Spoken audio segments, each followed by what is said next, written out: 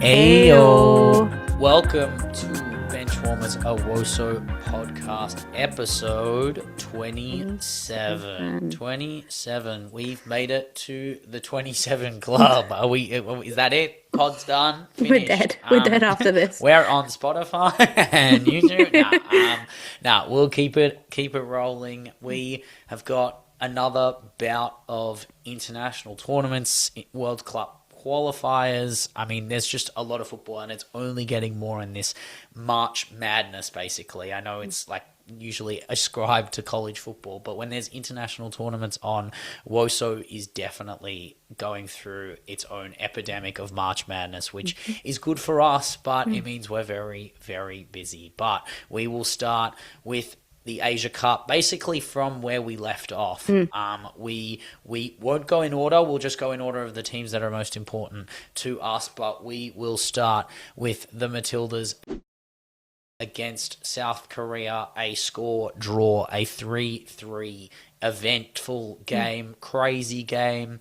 There's a lot to go through in this game in terms of not just how we set up, not just what this game meant in context of where we were going to end up in the knockout stages, but also just the individual moments for certain players, and then obviously the interesting plays, the ideological tactics that were going on that Jomo was implementing across this game, because I feel like there was much more impetus in this game to actually get on top and show that there is a bit more like football maturity amongst the Matildas. I feel like when you're playing against Iran and Philippines, you have the freedom to progress the ball and express yourself.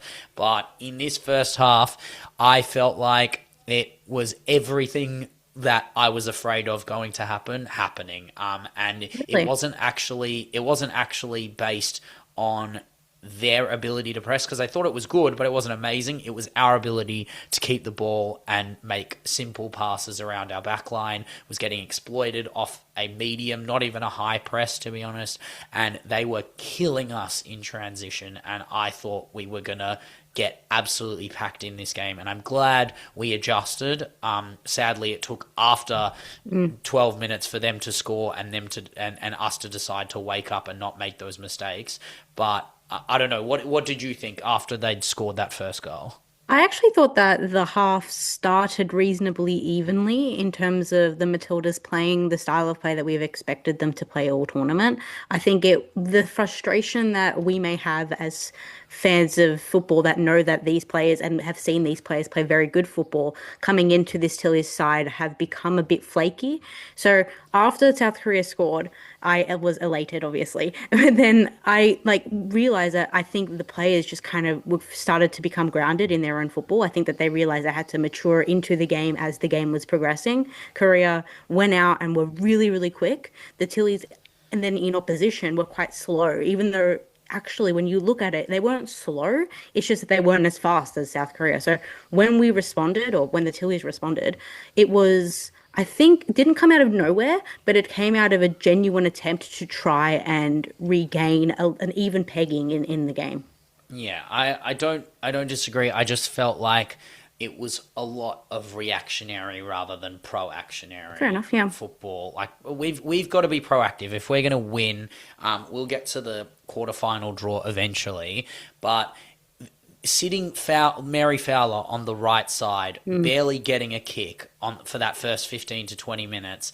I've been watching Mary Fowler for the better half of the last 3 to 4 years. She hasn't been on the right for a year. Like since the Barcelona game when we beat them 2-0, which was over a year ago now, we're talking about like since she's come back, she hasn't played on that side. We're forcing her to channel a side that she hasn't been on. We did switch her to the left side, and she did get more of the ball. She had the ability to channel that left center channel very much how we expect her to play with that freer role. Like our Matilda's Jess Park-like figure that can run the game from the center of the park, allowing Alana Kennedy to drift forward as well if she has the ball. That's what I expect us to do. I expect us to not be playing into their game. And you could see Jomo was visibly Mm, angry at our miserliness and our sloppiness. And like obviously we didn't get punished the way we probably could have been. If that was Japan, maybe that would have been a 1-2-3 mm, barrage and then that's it. But luckily there were moments of good defensive awareness. But again, that first goal that South Korea had, Moon's goal, was based on a defensive mistake, right? That's Winnie Heatley going out for a ball that mm. she didn't need to, and then kicking it straight back to them, getting the counter, and then us just being lazy on the back foot. That's Catters coming from the left side, not being in the centre as per usual, and that's what happens. You get caught out. But I'm glad we did respond. I'm glad we did get that equaliser, and it comes from a bit of shambles. But this is what we do, right? This is what we do. We create danger. Once the ball's in the air, it's an even playing field. And for Alana Kennedy, it just tips our scales a bit over to like 55% rather than a 50-50 chance. And that's why she's able to get those goals in the 6-yard area, in the scrap, in the space. And she's not afraid to put her foot or her body on the line to get those chances across. And I feel like we did take advantage of that second half of the first half, and I think that we got more in control. Yeah. We stepped up, our defenders stepped up. Obviously the change of Steph Catley for Nevin after the ball got booted into her head was an interesting change. I heard Jomo talk about it after the game, that it wasn't actually registered as a concussion sub, so we were one sub short, which is, I mean, that's an AFC problem. I don't know if there's much to say about it other than the fact that look, does it change the outcome of the game? In my opinion, not really. I actually think it does, but I Interesting. think it gives impetus to Joe Montebureau. Like, if you know that you have an extra sub on, you could also become a bit complacent because you know that, oh, just wait another extra minute just to put, say, Holly McNamara on or Michelle Heyman. I do think tactically, when he put Nevin on, I completely disagree with that whole thing. I know that a lot of people are really pro Alana Kennedy in the six. She's obviously proven that she can be a good box to box. But in a game like that, I would have, and I know that she hasn't been playing well there for club, I would have put her in centre back. I would have put her in centre back and I would have shifted that back line, put someone on that Steph, wasn't and then put Nevin. a midfielder. Yeah, Yeah, I just think you at that point, I believe that we were 1-0 down, we and were so 1-0 down. we had to get a goal. Then the tide started to shift for us. I don't understand why we didn't shift into a three-back system, why we didn't resort to putting someone on like another wing back similar to Ali Carpenter. Like that to me, like a torpy. Like that doesn't really make sense to me, and I think it's in I favor think of established I players. I mean again, this is the question. It's Joe. It's not Maslow's hierarchy of needs. It's Jomo's hierarchy of needs, right? And we have three fullbacks on the bench. Courtney Nevin, who has been chosen as the first fullback sub off the bench. We have Caitlin Torpy, who can play as a winger, can play as a fullback, mainly on the right side, but can do it on the left side, and ultimately does change the angles at which we'd be able to approach that left side. And then there's Jamila Rankin, who I also think is an option on that left side, who is untested for Jomo. I don't know how much Jomo knows about her because, I mean, ultimately there hasn't been many Matilda's caps for her to be able to express herself in that way. But I mean, I'm slightly biased. I don't mind Kennedy going back and then Catley staying on the left back and then us bringing on EVE if that's the play because we want the experience on the field. But the way Alana Kennedy's playing, she needs to be further forward, I guess. I'm not happy that we have a team full of Champions League winners and we have a team full of Premier League winners and we have a team with a treble winner in it, and the best player on the ground is Alana Kennedy, right? I'm not happy Yeah. that that's what we've resorted to, but if she's the one who's on fire, then I'm going to keep her in the midfield, and I'm going to bring on, personally, I would pick Jamila Rankin. I think she plays or Torpy. I don't think I'd pick Nevin. I think Rankin and Torpy play a higher level of football. I'd say Rankin plays the highest level of football at the Frauen Bundesliga for Hoffenheim. That's my That's up to interpretation, right? That's So, why yeah. for me it was surprising how poorly she played because these are and all respect to the South Korean attackers, they are not the Chelseas, the Man Cities, the Arsenal wingers that Yeah. Nevin would come up against in the WSL. And it was surprising to me just how disjointed this backline was, a backline that was not inexperienced. This was without Steph Catley, our starting backline, and so it was surprising to me how we dealt with transitional football, but it also is a bit reminiscent of the Tony Gustafsson era, especially late stage Tony Gustafsson. I'm thinking Olympics, where we just completely looked like every time the ball would go over, every time there was It a looked quick like a transition, struggle. we were struggling and we looked like we purposely put ourselves on the back foot, like we waited a second and then ran. And I'm like, why aren't you anticipating these movements? This is not a tactically inept backline. And furthermore, this is not a tactically superior Korean side. No, absolutely right. And it showed in those bouts at the first half of each half, right? So obviously I've got to give us the credit to get back in the game and then take the lead, right? So Mary and Sam working together properly is what I expect us to do. That's like Kennedy was probably player of the match, and we'll get to her contribution in that aspect. But the moment where Sam sets up Mary and Mary has that near post shot and that gets saved, that's what I want to see. And then Mary plays that ball to 40, and then 40 plays it across, and then Kerr takes that first time shot.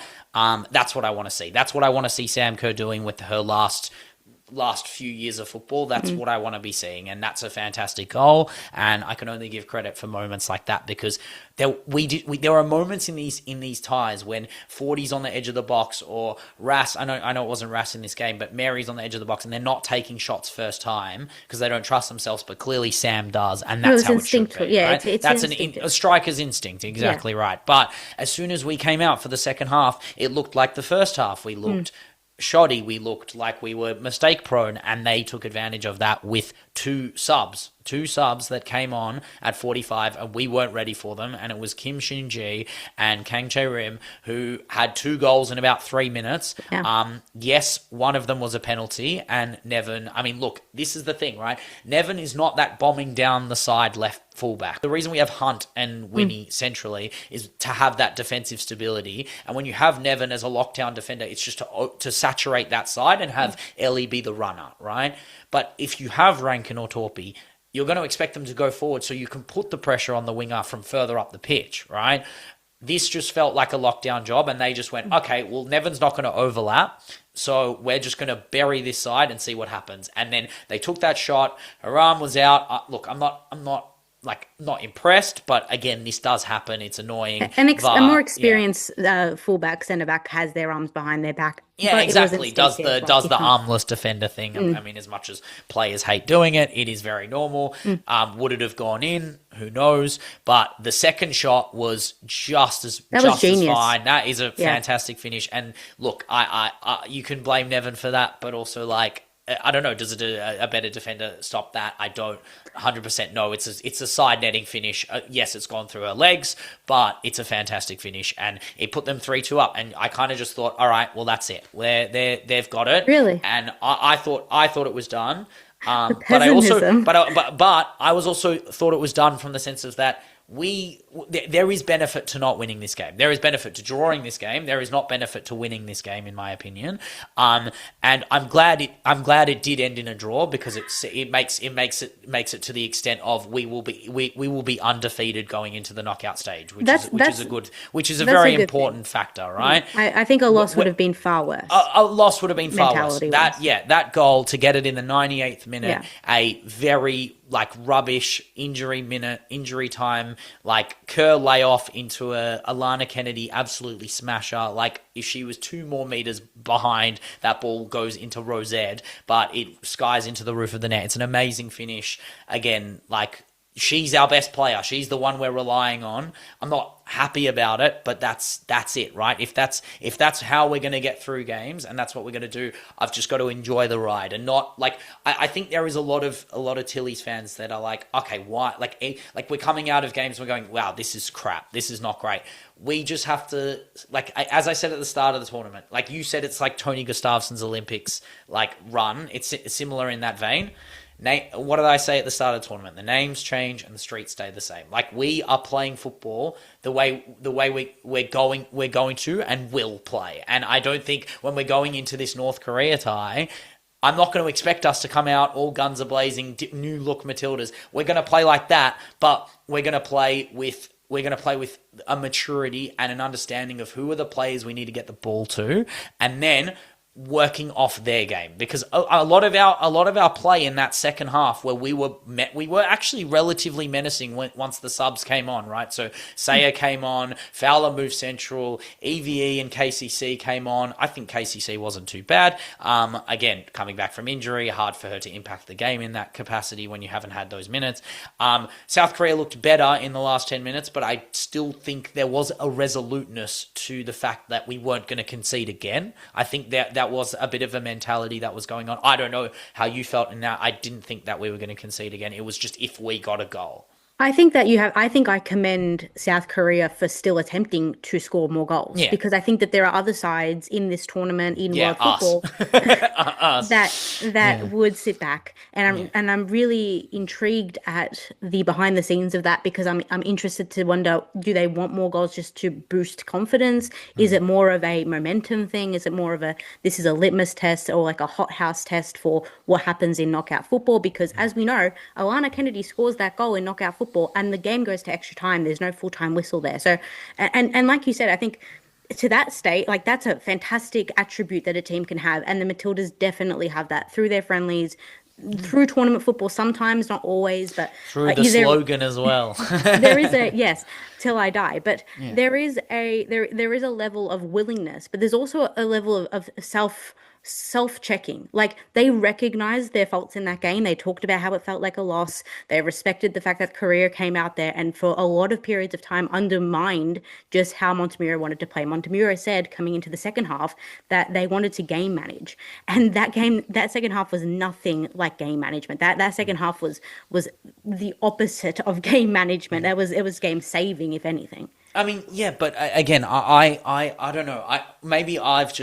I usually do have the wrong mentality when it comes to these things. But again, there is something very, very good about the fact we hadn't lost. Their heads don't drop in that way. Like we were the ones ending, like, again, not a great analogy for this, but in a boxing fight at the end of 12 rounds, the person who's punching the other person at the end, the optics look better for that person. Like we were the ones who were going, you know what? If we go down, we're going to go down swinging. They were trying to hold on to this lead, trying to hold on. That's the mark of champions. Champions go out to win. They don't feed back to lose. Do you think that that's a juxtaposition to your perspective of the Matildas being miserly and the Matildas playing a conservative brand of football? Because I think that there were elements of a conservative brand of football, but they weren't executed properly. We were leading. They weren't executed properly because they scored 2 goals on us in great succession. Very quickly. No, but that's what I mean. When we were leading, we went into like Jomo's plan when we're 2-1 up going into halftime is obviously let's hold on to this lead. Let's try and get a goal, but let's hold on to this lead. And how long did that lead last? It was 3 minutes. It was a 3-minute bout. 10 minutes into the second half. So it's miserly football. So it's a miserly ideology that was just incorrectly put. Like it was not personally that's what I saw. I saw a naivety that came from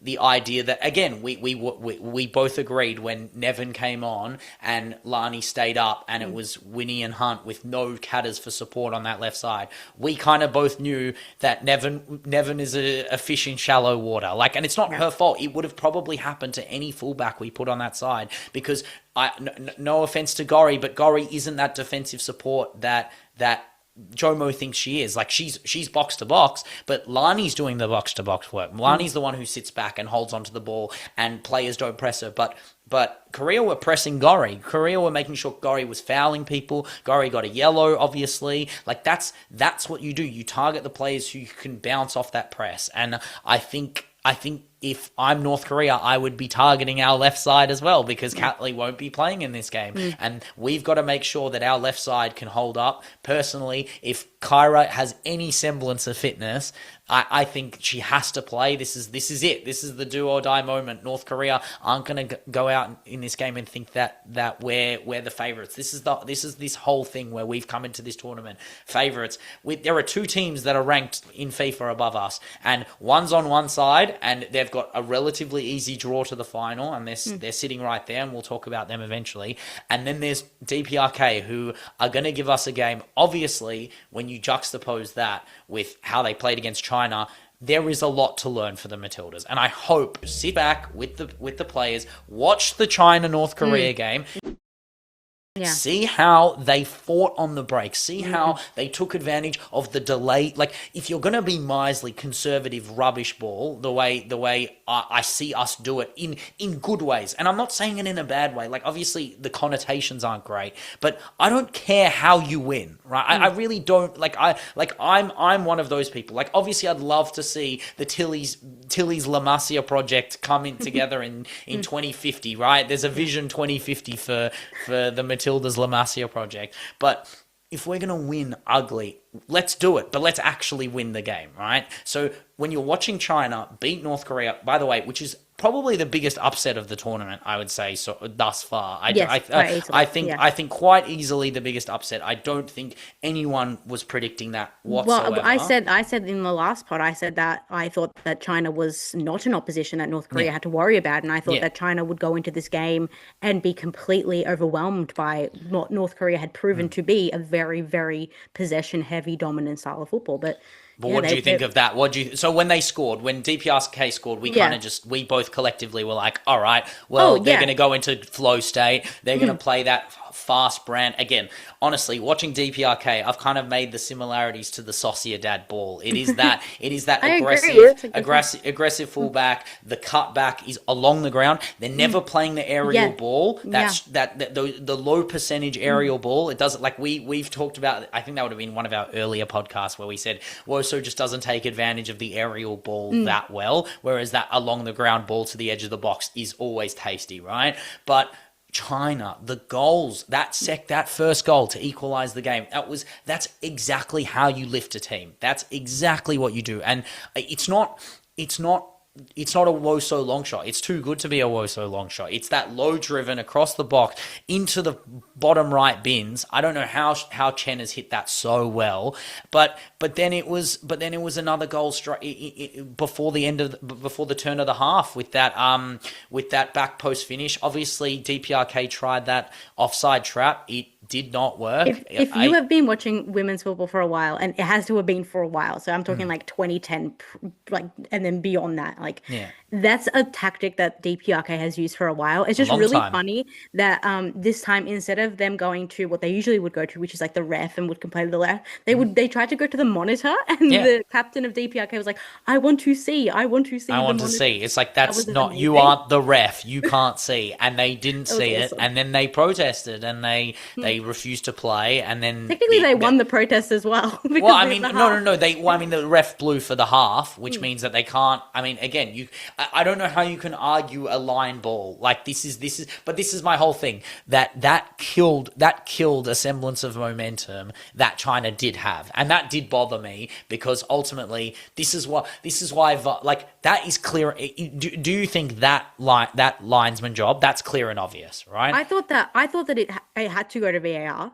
because obviously every goal goes to VAR. But like, it was obviously a goal, and thus the game moves on. It is a very insular thing though that happened. Like, that doesn't happen in football. But like, if I'm the ref, why wouldn't you allow China to just kick off the ball? Like, Similar to what happens when a goalkeeper goes down. It's that yeah. same thing. Also, refs can call off games. Refs can full on call off games. That's They're not that's going to a do thing that. that can. That No, is like the but extreme I mean, of the scenarios. I don't think it's that extreme if a team is refusing to play when they're supposed to be playing. Like, Yeah, it's but not. I also There's no think that consequence for what they did. There's if absolutely no consequence for what if they you did. look, if we, as we know, we watched the game, the Yeah. referee was very lenient throughout most of the first half Oh, and a of lot of course, second half. So 100%. that could also be a refereeing thing as well. I also think it's very overwhelming. Like I'm not a referee, you are a referee too, and I don't know what it's like to have staff and players surround you and a whole team waiting there to kick off, and then some of the Chinese staff and such were also going over. Like it's very overwhelming. It's just far easier to call the Oh, half. look, I am no longer a ref for those reasons. Fair enough. There is a part of football that will always exist where, like, I mean, I stopped refereeing at the level that I got to because you get to a point where, again, football is not perfect. It's not a perfect sport. When you make a decision, even if it's the correct one, 50% of the spectators and 50% of the players and 50% of the staff on site will think you're wrong. And that's fine. That's part of football, is that people are wrong. The problem is when we're not doing the right things to protect the referee. So Yeah. the referee should have the power to protect themselves. For I think example, taking off. resuming the game with DPRK not on the pitch, yeah, is protecting the ref. That is protecting the referee. That's making sure that Are you allowed to play. do that though if the opposition are not set up? So I don't think that. if the opposition don't kick off, you have every right to call a game.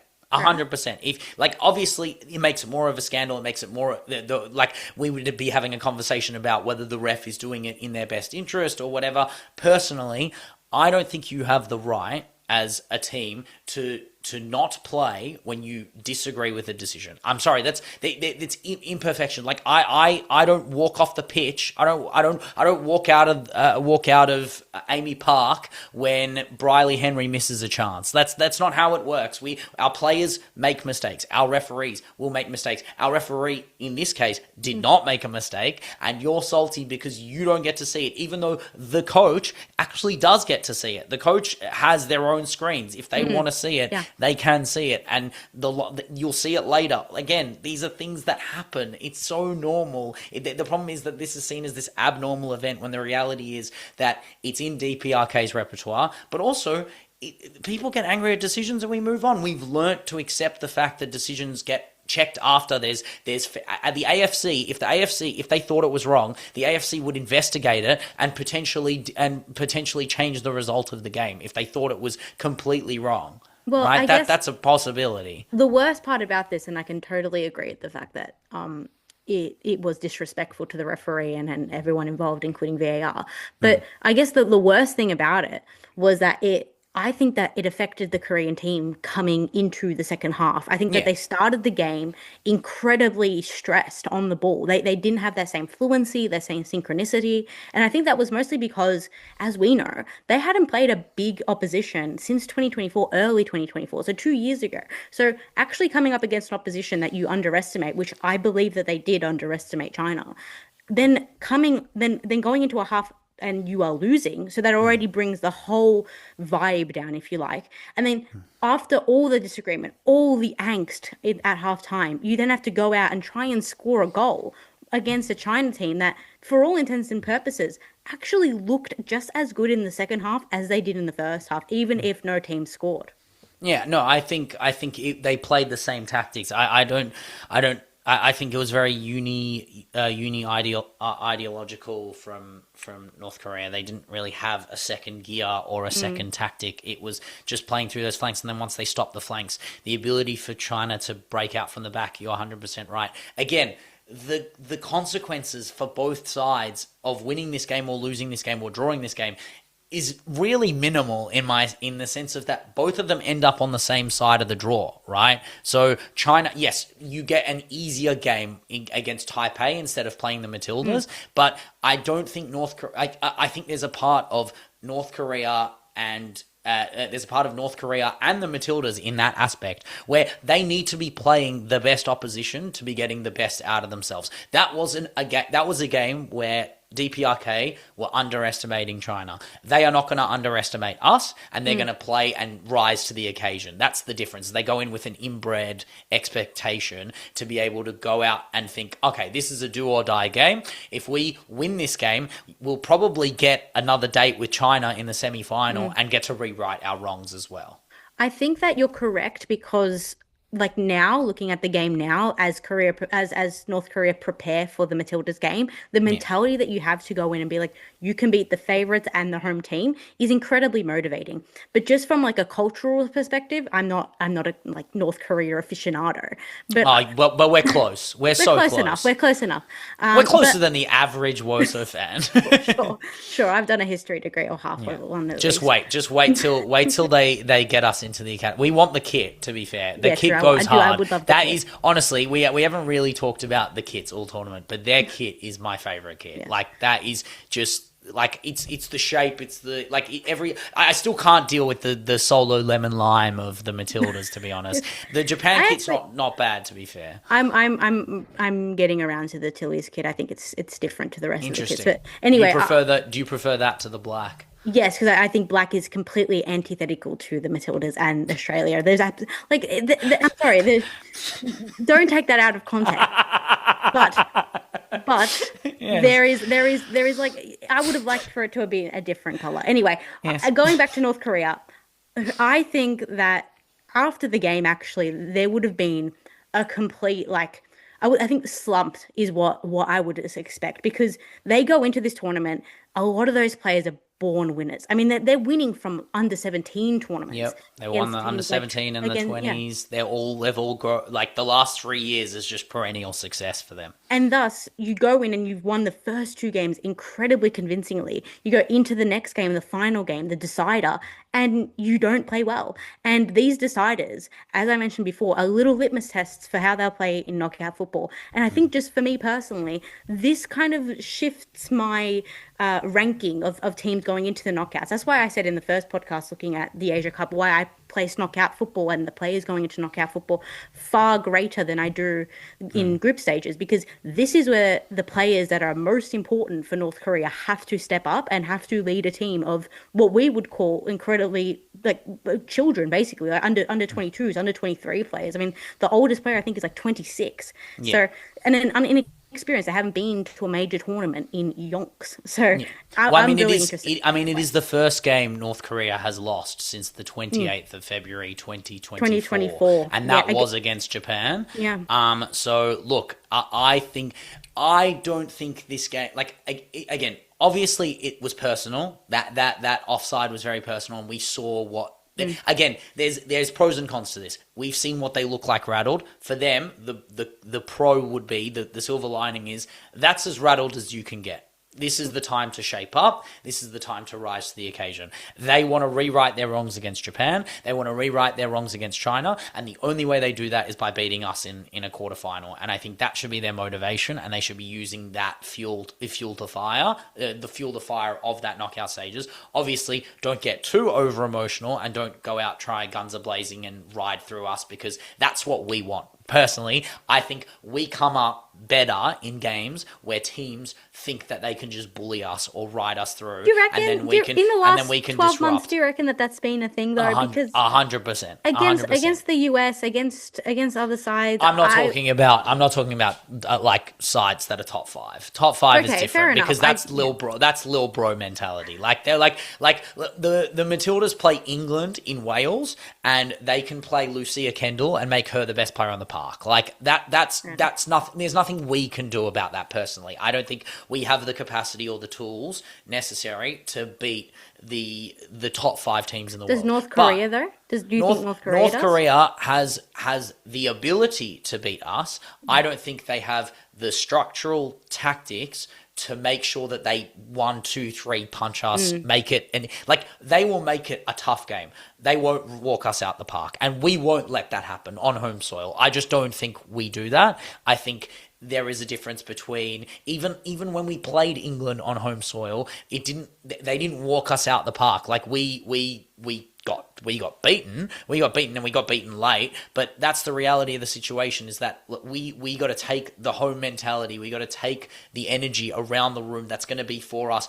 DPRK will have never come up against the energy that will come in Perth. I'm telling you now, that stadium will be absolutely rocking. And look, I'm more excited for this game, arguably, than I was for the quarterfinal of the Women's World Cup against France, because there wasn't a semblance of nerves and stress. And then, yes, obviously that game was miserly. That game was a disruptor game. That was stopping them in their tracks, not us playing our best brand. I think we've got to show that we can stop but also create, and let's let our world-class talent show why they're world-class talent. Exactly. Because this is the moments, right? This can't be Alana Kennedy saving us for another time. It could be. I don't want it to be. But the reality is that the players like her and Kerr and Fordy, and if Kyra plays Kyra, these are our world-class players that need to be showing why we give them the respect that we give for them. Like, we can't be looking at this tournament as a could have been, and if Kyra was fit. No, this is the moment. You have your chance to do it right now. And I can prove it on the other side of the draw when you have a team like Japan who are going out and proving it. So we actually recorded the podcast on the Friday, and we didn't actually talk about the Japan against India game because we did give India their credit. But Japan beat India 11-0 and then beat Vietnam 4-0. So they've scored 15 goals in their last two games, and they made it look so easy. They made their depth look dangerous. They made Ueki, Seika, Miyazawa, players that were off the bench in the first game, hat-tricks and braces. It was insanity. It was fluid. It was dangerous. We said they would grow into the tournament, and they definitely have. But we will focus on the Vietnam game specifically, which was just a barrage from the right side. They just did not switch up their tactics. It was literally, let's play the right side. Hamano has got this girl to dead to rights, and she's gonna cross this ball, and then we're gonna overload with Yui Hasagawa, who I said will be the player of the tournament, and she's definitely looking like it at the moment. Yeah, I agree. And she plays that ball very early on, 20 minutes in. Ueki heads the ball. It was too easy. It was so fluid. It was like they've all been playing together for the last 10, 15 years. That's what they look like. And then you have Shimizu doing that same cross, and Fujino gets like the amount of saves this Vietnamese goalie made. It was Katie fantastic. Hang, she had a ridiculous game. I think she had 8 saves, and they won 4-0. So respect to her, because Fujino is a very clinical finisher. Hamano is not an easy person to just stop in her own stride, and Ueki has been scoring goals for West Ham in the last 2 to 3 seasons, so she did make some fantastic saves to all three of those players. But it was the second half that was a bit of the heartbreaker, because it was 1-0 at the end of the first half, but then they started to get into that cruise control. So Nagano who has also been absolutely outstanding for them. She's that actual rock. So they've allowed Yui to go further forward into that like aggressive 8, and then channel, when Aitana goes into that right side, that right pocket. I feel like they've copied that similar vein, and they allow Nagano to sit at the base of midfield, and then she played it to Tanaka, who played it to Tanikawa, who lays it off to Hamano, and it's just so easy for 2-0. And then Miyazawa gets chances, Tanikawa gets chances, and then Fujino finishes that absolutely perfect little finesse around the corner. Like, I want City Ball back. I'm so excited for City Ball, and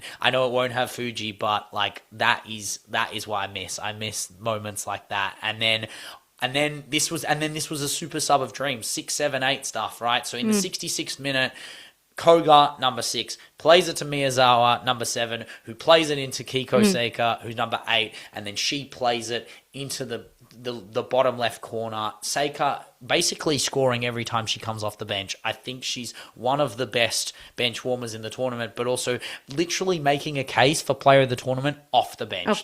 Doing Pina-esque, Stina-esque stuff that you only ascribe to the players named Ina, but such good football as well. And then Tanaka, she went for the Marta Award. She went for the goal of the tournament award, by the way, with that Meg, dribbled through 3 players and then got saved by the goalie. But it was relentless. I think that's the only way I can describe it, 26 shots to 1 in absolute domination. And this is why they are the favourites. This is why we're looking at this tournament. They're on the right, what many consider to be the right side of the tournament. They'll be playing the Philippines, who, I mean, Australia and South Korea made light work of, and then they will likely visit Uzbekistan. I wouldn't say that the Tillies made light work of the Philippines. I think that's being a bit harsh on the I mean, Philippines. that's fair, but I mean in the sense of, like, we did have the majority of the shots, we had the majority of the possession. Like, they didn't have a shot. That's what I think. If they make sure that Vietnam have one shot, I just don't think Philippines will be able to have the same expression on the ball, especially because Japan hold on to possession better than us. They attack more fluidly than us. I think a lot of it works on the counter as well, but they've shown now, especially, that was the difference with the India game. They deliberately actually gave up moments of possession so that they could press them on the counter, which is obviously just brilliant management. But you have games like this Vietnam game where they held onto possession. It's harder to score. You don't score 11 goals by just holding on to possession, but you can score 4 or 5 playing beautiful football and being more fluid and showing the variability of their attack, making other teams question what is their avenue to go, where are they going to go, is it Hasegawa, is it Tanikawa, Miyazawa, or any of the wingers who are just as deadly as the central players. But it is a crazy right side of the tournament that is very weighted against us personally, but again, we love that underdog mentality. And then we have Japan, Uzbekistan, South Korea, and the Philippines on the other side. But we might as well go through the around the grounds of the Asia Cup.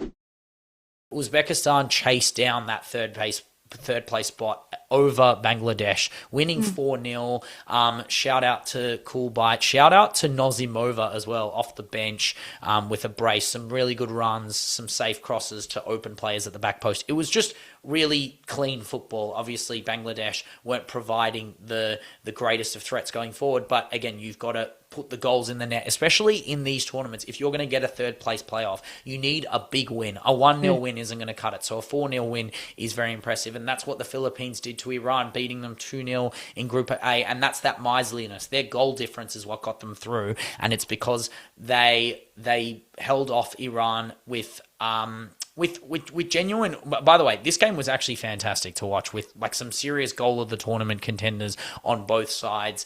I forgot who it was for the Philippines, but I remember the Iranian girl, Fatima Shaban, the shot from about 40 yards with her left foot that hit the top of the left post was Olivia McDaniel had no chance at getting that ball. I think it was JM Guy with the hezzy, the chop, and then the shot, and then got saved. But there were some really good chances, but the Philippines proved too strong with really good forward pressure. And then it was Olivia McDaniel's sister, Chandler McDaniel, that ended up with the second goal off the bench to secure them into the knockout stages. It was a pretty impressive game, similar to the way that Taipei pounced on India in that 2-1 win as well. It was, India actually did an amazing job to hold their own in this game as well, similar to the Vietnam game. It was just defensive mistakes. There was a bad handball for that penalty, and then the goalkeeper very unlucky with the penalty kick bouncing off her backside, and just overall compactness in that 90. Sometimes you just need to not get baited out to the wings, to the fullbacks, or to the flanks, and don't get passed through, because the ball is always faster than you when you get dragged out of position. But shout out to Manisha Kalyan for India hitting that knuckleball free kick, which is currently my goal of the tournament, personally. It's currently the most viral moment from the tournament, I think. Yeah, that free kick off the bar and in, crazy goal, unbelievable moment. I would struggle to see that goal be beaten for goal of the tournament. I think there are some contenders. I think that there is, specifically, for example, in the Australia game, I think that the shot by the South Korean player was fantastic. Yes, and the China goal against North Korea as well. That was a blinder.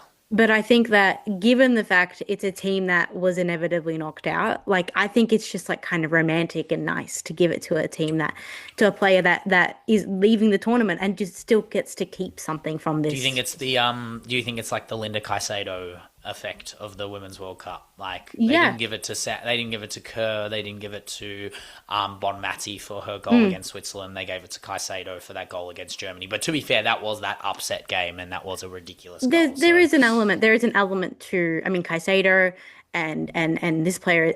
It's a bit of that like you didn't expect it. Like you yeah. kind of expect it. Inevitably, Sam Kerr is going to score probably a nice goal in this game in this I tournament. hope so. I Fowler, hope yeah. so.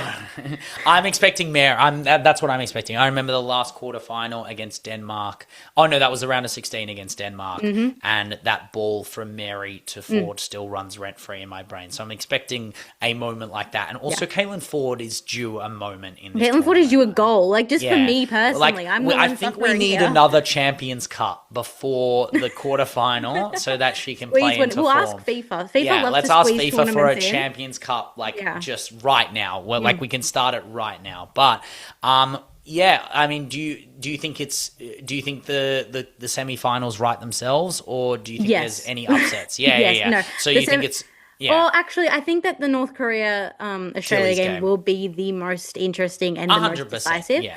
But in terms of Japan, I don't see anyone challenging them up to the semi-final, and I think they have the Korea South will Korea give them a game. good game Yeah, now. so South Korea will give them a good game. I think the thing with Japan is we have to watch for a bit of complacency, just similar to North Korea. They will have had a very, very easy run for the first four games of the tournament. I mean, there's probably not many other teams in the world having a stretch of four games where they play very amateurish teams, quote unquote. But I think that the right side of the draw is so obviously the more entertaining one, the one that is not just because the Australian team have all the support behind them, but because like North Korea have just as much to lose. China have just as much to lose, and I think that those teams coming up against each other is just going to be a final even before the final, if you know what I mean. I mean the spice that Caitlin Ford was showing Oh, that was I to the South hated to the that. South Korea I goalie. Imagine hated what's going to happen if if North Korea players are protesting and being their miserly self and this is what I like. Look, I hated that moment because I hated it. It's so it cringe. doesn't really present 40 in the like. It's part of football. It's part of football. Time Yeah, wasting but is a part of football. exactly. That's what I was about to Yeah. say. And it completely kind of undermines um it undermines what this Tilly's team has been for a long time, which has been the antidote for tall poppy syndrome. That clip, if we lose to North Korea, is going to be the most replayed clip. And that's just because Australian media is evil and will do that. And that to me is so disappointing. And look, would I have enjoyed that if she did that against Chelsea? Yes. So that's my Arsenal bias coming in. Yeah. But against a team that you drew. Like that's the Yeah. worst part. You drew. You weren't even that goal wasn't even the winning goal. But So that also, was the thing is, like, are we acting like if the boat was on the other side of the river, like Mackenzie Arnold wouldn't be doing? Oh yeah, like, the Mackenzie Arnold. shambles stuff. Oh A yes, hundred percent, of she would. course. Yeah. That's what the coaches tell you to do. If we're 1-0 up against North Korea, you think we're not going to time waste? Of course, we're going to time waste because it's fun. It's actually this is the thing. I'd love the Tillies to play great football. There's a part of me that thinks it's kind of more funny if we don't. It's kind of more funny if we beat North Korea, who've been playing this fluid, brilliant brand of football, and we shambles a 1-0 win, and it's late, and it's miserly, and it's ugly. That's what I see happening. And you know what? There's a part of me, like when I'm watching games and we get these mere goals coming in, I'm so happy. I'm so gassed. Like that's how I feel. Obviously, I want to see beautiful football. I do. I want to see, and I caught moments of that in that South Korea game. There were moments where Mary's on the ball and 40's on the ball, and I'm like, okay, there are chains, there are patterns of play that Jomo is trying to implement. And by the way, Sam Kerr is playing much better in this tournament than I thought she was going to play. I Agree. will say that. I Agree. think there are, like, I'm not saying she's getting enough chances, and I don't like how much we're crossing to her head, but what she's playing around, how she's trying to get others into the game, that's what I didn't expect from her to be doing so well. And I think she is playing with her back to goal very, very well for a player who wasn't really doing that for Chelsea when we were watching her play, up bar the FA Cup game. I think it was very impressive. It reminds me of the World Cup where she had the calf injury. She then came back and had obviously the fantastic goal against England, but she'd come back for the game previous as well. It's one of those things where like she is inevitable to our disdain. She is Yeah. inevitable, and it's a bit. but nothing will ever kind of trump the Fowler effect. The fact Yeah, that she's come back from this injury, the fact that she's been able, like she's galvanized that forward line when she plays in the 100%. 10. Please, for the love of God, play her in the 10 in this coming game. Jomo, please, I can't deal with her hugging the touchline. It'll be interesting. She doesn't like the touchline. Like you can see it when she's Yeah, playing. she doesn't even do the forward thing where she moves the ball into Moves space. She a hundred purposely percent. drifts it back to get the cross in. It's so funny. Exactly right. She really, really doesn't. She has hugged it enough. Just let her in the center. It doesn't matter if she doesn't touch the ball. Yeah, she will get the ball. The ball will arrive at her feet because she will invite it. And even if there's so much pressure on her, Kennedy should be behind her because she'll have the space to take that shot that's currently getting us through this tournament. But look, I can believe, we can believe, and she will believe. She believes. We believe in. I believe in the Tillies. I don't think Leggy does, but we will finish up with my belief and move on to the She Believes Cup, which ended shock in the way that was expected. USA winning their 8th She Believes Cup, I believe. I do believe that is correct. They believe. They believed. They believed, and they beat Colombia. I needed Colombia to do something. And to be fair, for a long time in that game, they did something. It's not like, I don't think they did something. It was more the US didn't do things, and Colombia were like just like leveraging off the fact that like the US weren't doing things. I don't think Colombia actually played a very good game. No. I'm not talking about attacking, but they were defending wisely. They were the defensive contributions, the clearances were there. I think this was actually a more relatively what I expected the US women's national team to look like with that lineup specifically. I think, like, Foxy hadn't been playing the whole of the She Believes. No. She's been on and off the field, which I don't think is particularly great for her. I feel like she's just better when she's like in the team solidified. I don't think that's Emma Hayes though. Like, and she's just switching. In that squad is she's just chalk and cheese. She just plays everyone whenever. But I don't know. It felt weird, that midfield of like Rodman, Coffey, Johannes, Thompson. Like these are all players that just, other than Coffey, they don't want to defend. And like I feel like Rodman got very isolated on that right side, and then it affected as she Foxy. Has been all tournament. Yeah, and I just don't think it was the most succinct performance. But again, that's why a goal like Alyssa Thompson's goal happens, because that goal is not an Emma Hayes goal. It's an Emma Hayes game where you 1-0 and you shambles the win and that's it game. But it was individual brilliance, which is what Emma Hayes is about. Having her best players turn up at the moments that matter, and Alyssa Thompson in the 82nd minute hitting that ball into that bin is more than impressive enough. I think it's a fantastic finish. It's a fantastic strike. It's what I believe Chelsea Sonia wants from her a bit more when she cuts inside, not just taking that outside of the foot curl, not outside of the foot, not opening up her foot and curling it into the far post. I think they want her to lash it. I mean, she can hit the ball really hard. Like, she doesn't have to place it. Just rifle the ball and see what you can get out of it. And look what happens. That's a fantastic. That goal goes down into folklore, right? Like that's how the USA views the She Believes Cup. It's not how everyone else views the She Believes Cup, but they view it as a metric that they see it over the European clubs, saying we have 8 She Believes Cups. How many She Believes Cups do you have? And it's like, well, I mean, maybe put teams that aren't 20th and 30th in the FIFA rankings in the tournament, and maybe I'll believe the She Believes Cup. But just on Trinity Rodman and just on that first part of that game, the first half specifically. Yeah, I found it really interesting, the lack of fluency, especially going forward. And I think fundamentally that was on someone like Trinity Rodman. I don't know what is happening to Trinity Rodman, and this is not me just saying that, because I can admit when a player is doing well. But a player that's come back from injury looks different. This is not a player that has come back and has added tweaks to her game, like maybe putting it on her opposite foot, for example, something that she continues to not do, and continues to hinder her game.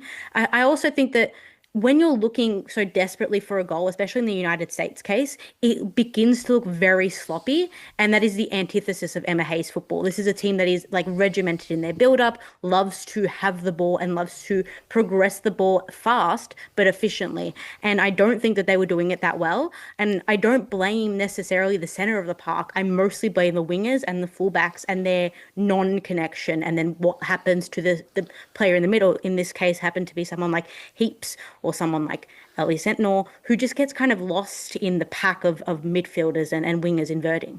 I mean, I don't want to play the game of like look at your opposition and decide where the best player is to play in that position, but like Alyssa Thompson's going up against Guzman, and Guzman wasn't bad in this game, but Guzman plays for Palmeiras and Vanegas plays for Brighton, right? So if you're going to put Rodman on that side, expect her to be locked up by a player who's playing week in, week out, and also has had a very good month for Brighton in the lead up to this tournament, right? Vanegas ended up on the score sheet just before the Shebelieves Cup. Like, there's a reason why Ali Sentinel was kind of missing in this game, and it's because the right side of the right side of this US women's national team were getting absolutely trounced by the left side of this Colombian team. And that's what's been happening for ages, because Caicedo switches and carries either side. And when Caicedo sits on the other side, they make sure that the other side is more resolute defensively to ensure that stability that you don't get by having a player like Caicedo on that side,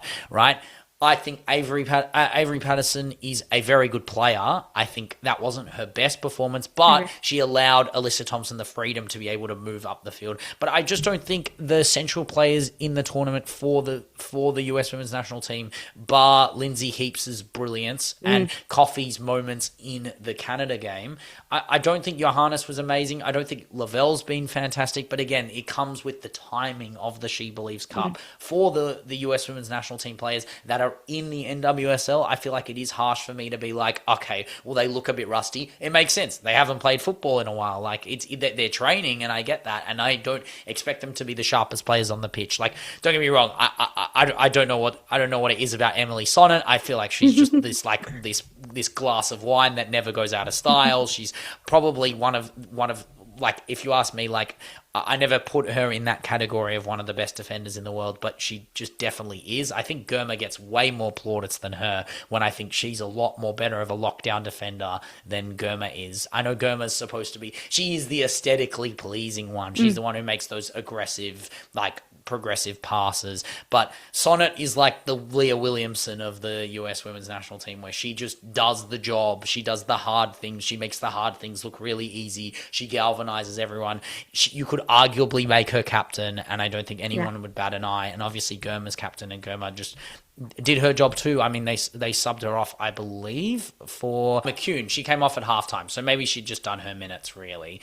But it's a win for the US women's national team, and it's a runners-up medal for Canada. And it came in a very scrappy game yet again, playing against Argentina. Teams won't learn that Argentina make games scrappy and ugly, and we got chopped up, and that's what happens. But I mean, like, we can go through the game, but we don't really have to. It's all about the penalty shootout, to be honest. I think all the penalties. Yeah, and this is. I mean, you said you like when penalties are memed up. How do you find this? How do you find this shootout? I heard, because I didn't watch the game live. I heard that these were very interesting penalties, and then I went in and I was like, okay, well, so Argentina didn't score them, and Jordan Huitema missed. Like, they weren't the worst. Actually, Sheridan had a fantastic double save there. Like, that's really good. But the fact that the last penalty was like a skied hurricane-esque 2022 World Cup was not the best ending to a very anticlimactic game, to be completely honest. I mean,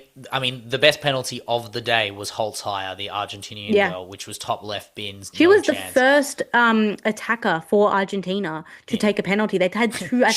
You put the attackers taking penalties, and they go top bins, right? By the way, Fleming's been in many a shootout, and many an important shootout as well. A shout out the Olympics performances, and has taken important penalties for us to win it. But Sonis's good penalty, Grosso, and then shout out to Sheridan, just doing doing her job, aging also like fine wine. Like, I thought Sheridan was done. I thought we were in the D'Angelo regime, but obviously Villa have decided to not play football properly in the last few months, and it's opened up the door for Sheridan. And now this moment, I just don't think SDA will get back in the team. When you have an amazing moment like that, that you end up second in the Shebelieves solely on the goalkeeping of a player who's done it for you, is a gold medalist. She'll just goalkeep until she can't, really. I agree, but I also know that she's playing for NC Courage next season, and that could do very nerve-wracking, to be wonders. fair. Yes, yes. Actually, I'll give credit because Alyssa Nair also did this thing where she played for a lower opposition team, the worst team in the NWSL, and then obviously kept her form for the US.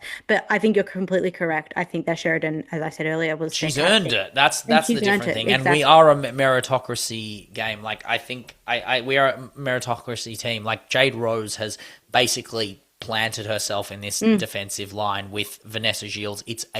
I feel way more comfortable watching games knowing that they're our back two, and that's kind of solidified. And even if Buchanan comes back, I don't think she gets in. I just don't think she gets in. I think they're the two best centre halves we have. But I wanted to shout out one player, which was Kaylee Hunter.